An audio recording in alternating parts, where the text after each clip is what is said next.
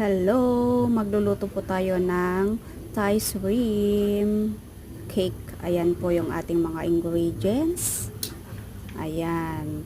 I-mix lang natin ang ating prawn sa ating bowl. Ilagay natin. Yan ang fish sauce. 2 tablespoon of fish sauce, curry, sugar, egg, at saka long beans. Ayan po.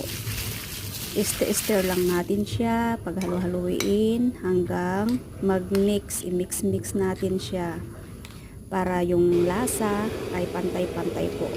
Ayan. Ipiprito na po natin sa mainit na mantika. Ayan na po ang ating Thai shrimp cake. Ayan po ang lasang Thai. Ayan. Ang recipe po ng Thai. Salamat po. Yan na po siya.